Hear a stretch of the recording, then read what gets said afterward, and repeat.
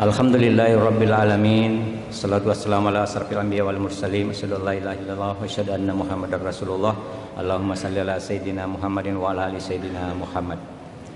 Hadirin saudara-saudaraku rahimakumullah, pertama-tama marilah kita senantiasa bersyukur kehadirat Allah Subhanahu wa taala oleh karena nikmat-nikmatnya terus mengalir dalam kehidupan kita, tidak ada jarak spasi sedikit pun. Nikmat besar yang diberikan adalah nikmat Islam, nikmat iman, dan nikmat ihsan. Tapi sesungguhnya nikmat yang paling besar adalah kehadiran baginda Rasulullah Sallallahu Alaihi Wasallam.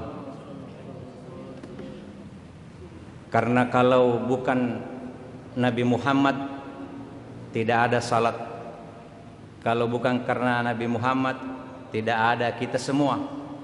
Kalau bukan karena Nabi Muhammad tidak akan ada alam semesta ini. Itu dikisahkan dari dialog Allah Subhanahu wa taala bersama dengan Nabi Adam.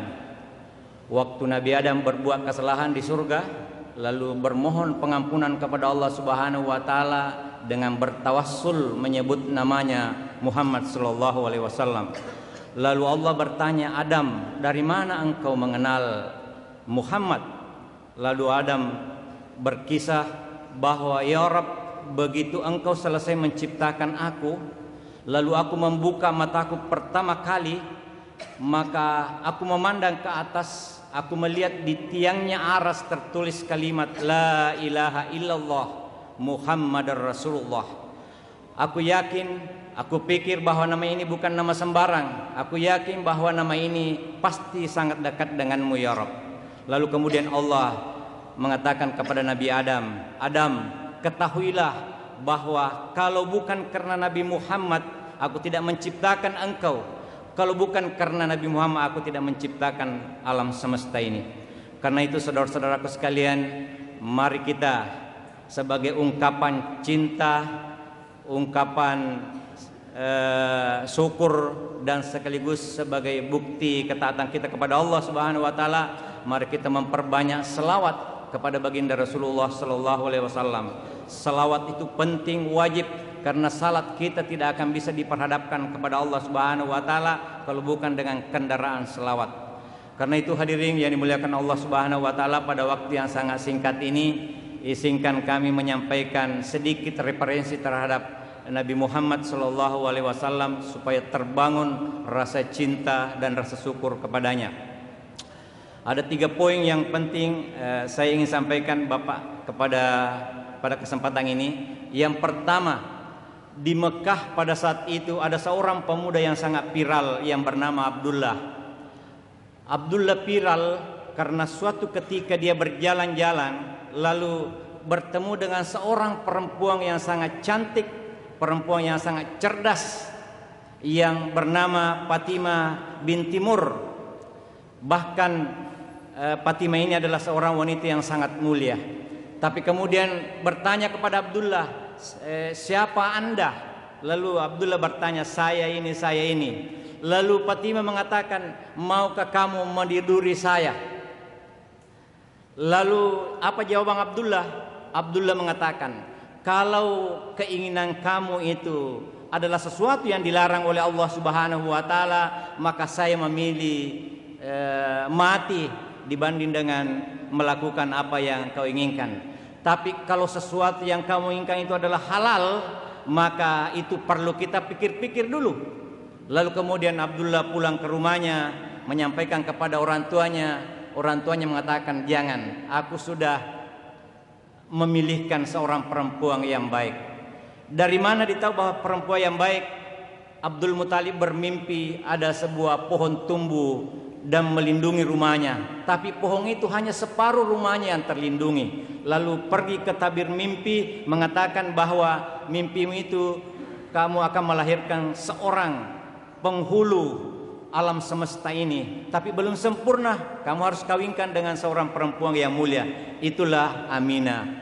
Hadirin yang dimuliakan Allah Subhanahu wa taala. Kemudian singkat cerita, begitu Abdullah malam pertama, malam itu juga terjadi apa yang biasanya dilakukan oleh seorang pengantin. Lalu kemudian pindah cahaya Nur Muhammad di dalam rahimnya Aminah.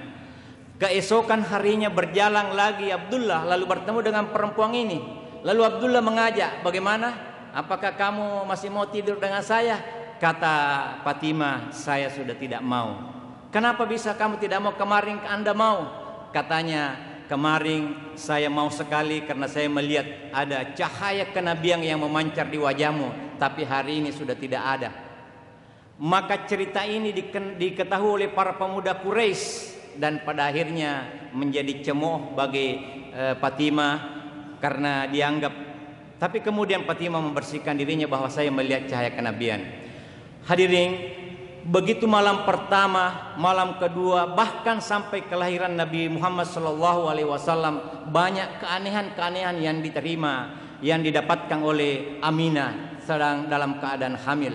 Mulai dari malam pertama sampai malam pertama, kedua sampai malam ke-12 Rabiul Awal, itu bergantian malaikat para nabi datang memberikan ucapan selamat kepada Aminah bahwa engkau akan melahirkan manusia yang sangat mulia, penghuni alam semesta ini.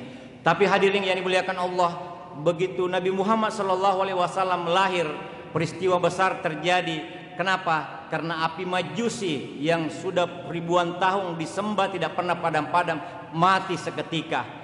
Bahkan gereja di Bukhara runtuh. Begitu juga ada 14 balkon di Istana Kisra juga runtuh. Itu tanda-tanda kebesaran atas kelahiran baginda Rasulullah sallallahu alaihi wasallam. Lalu kemudian hadirin yang ketiga, begitu Rasulullah lahir, lalu kebiasaan orang Arab itu mengambil orang untuk menyusukan anaknya. Lalu datanglah Halimah, diterima lalu dibawa pulang ke kampungnya. Hadirin, ada satu peristiwa ketika Nabi Muhammad berumur 5 tahun. Muhammad bersama dengan saudara sesuanya sedang bermain. Lalu tiba-tiba ada dua sosok makhluk yang berpakaian putih besar turun dari langit, lalu membaringkan Nabi Muhammad SAW, lalu dibelah dadanya. Saudara sesuanya berlari pulang ke rumahnya, menyampaikan kepada bundanya, "Bu, saudara saya Muhammad dibunuh orang."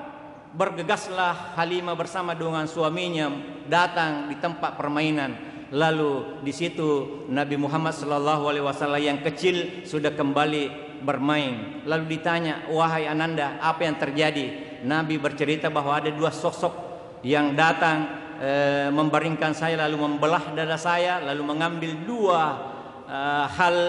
dua titik hitam di jantung saya.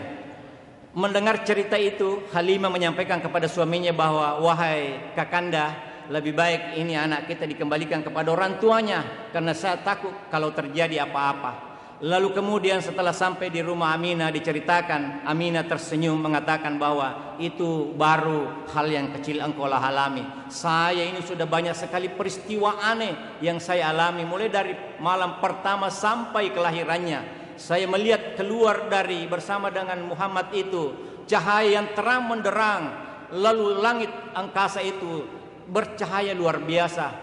Tidak ada darah yang keluar. Hadirin yang dimuliakan Allah Subhanahu wa taala, poin yang inti sesungguhnya ingin disampaikan bahwa kenapa masih ada orang mengatakan bahwa ibu orang tuanya Nabi Muhammad itu adalah penghuni neraka.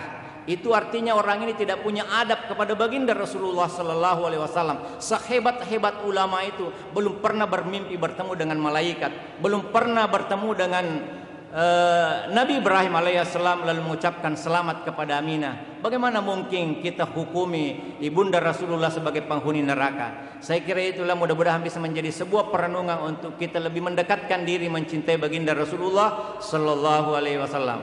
Wallahu waliyut taufiq wa hidayah. Assalamualaikum warahmatullahi wabarakatuh.